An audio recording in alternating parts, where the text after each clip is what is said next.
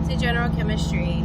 In this lecture video, we are going to take what we learned about dipole moments and we're going to apply that to a three-dimensional molecule. So at the at the end of this video, we are going to be able to answer the question, is this a polar molecule? So is there some separation of charge amongst the entire molecule? That's what we're going to try to answer today.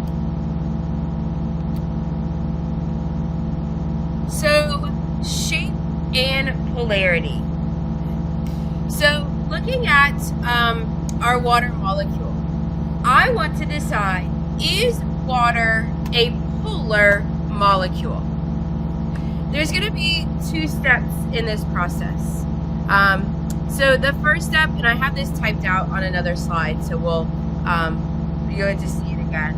But the two steps are, first, we have to decide, is there a dipole moment? So looking at the bonds, is there a separation of charge in any of those bonds, or are they just sharing them equally? If they're sharing them equally, our molecule is not going to be polar, right? It's an even sharing of electrons. There's never a separation, so it's not going to be a charged molecule. So first we have to decide, well, is there a dipole moment? And then once we decide if there's a dipole moment, then we have to look at the shape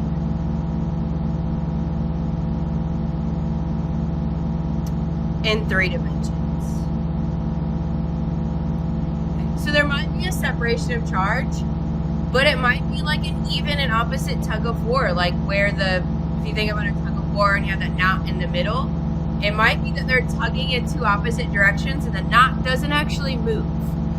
Or it might be that there's a very uneven tug of war going on and those electrons are on one side of the molecule. So there's two different pieces here that we have to take a look at. And because of these two different pieces, students do find these a bit challenging. So we'll make sure we spend a lot of time talking about this.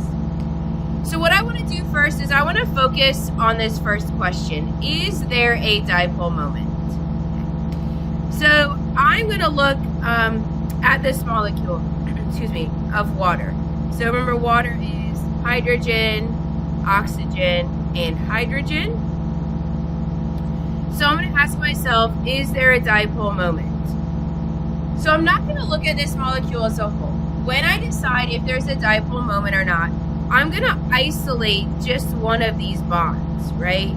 I can't really look at the molecule as a whole, but I can hone in or focus in on this hydrogen-oxygen bond here. There we go. So I can look at the bond between hydrogen and oxygen. So how do we determine if there's a dipole moment? We look at the electronegativity difference. That electronegativity chart that I showed in the last lecture I highly recommend that you have that printed out and in front of you as well. If you go to the helpful handouts folder on Blackboard, you'll find exam cover sheets.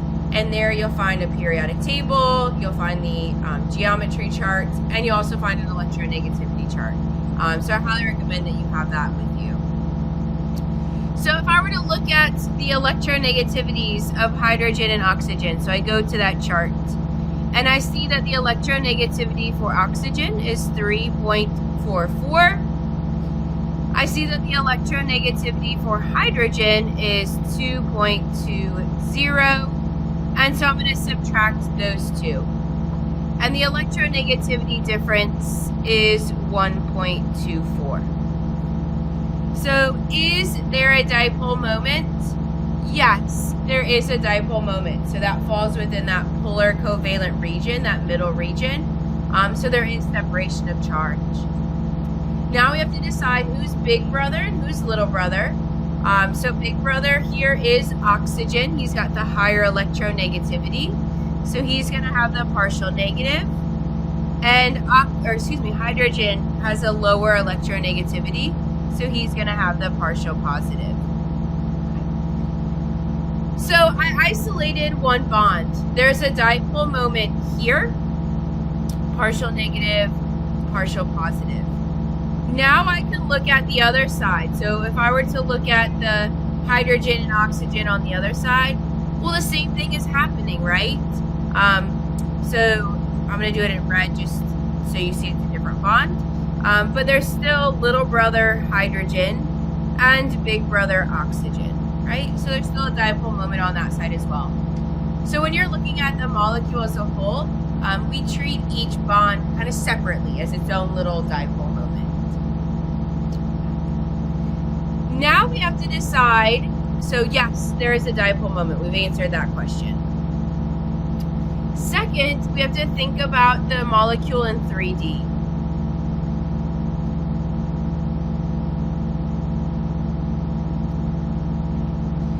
So if I look at this molecule, this is in fact a bent molecule. This is a very good rendition of this molecule. So if I think about the dipole moments, a lot of times as chemists we write arrows kind of pointing where the electrons are going.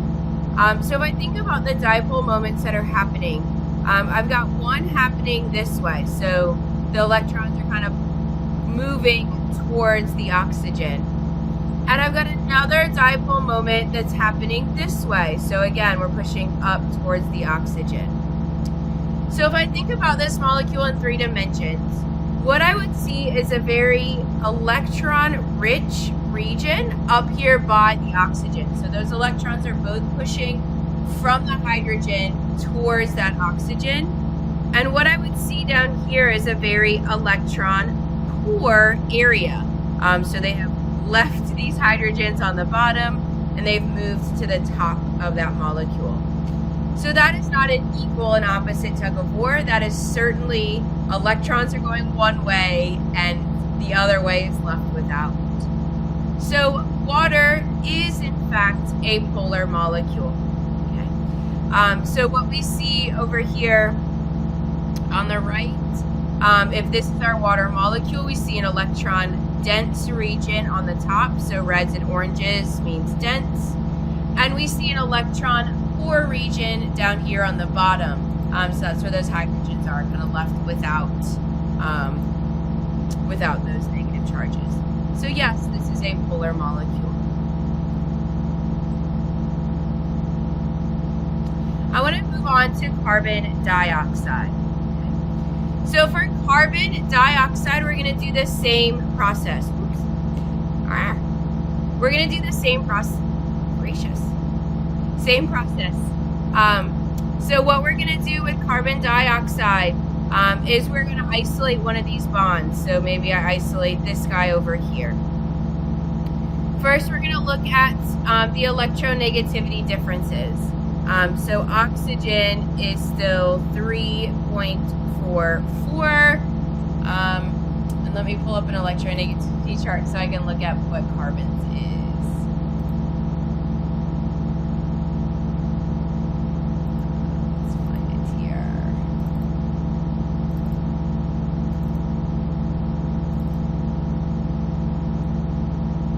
Alright, electronegativity, sorry guys, so the electronegativity for carbon is 2.55.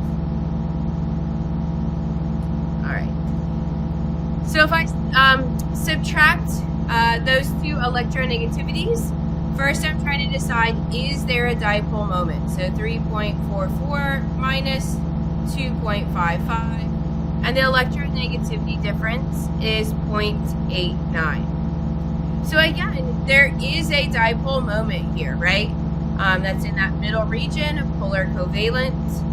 Again, in this case, oxygen is our big brother, so he's going to have the partial negative. And carbon is our little brother, he's going to have the partial positive.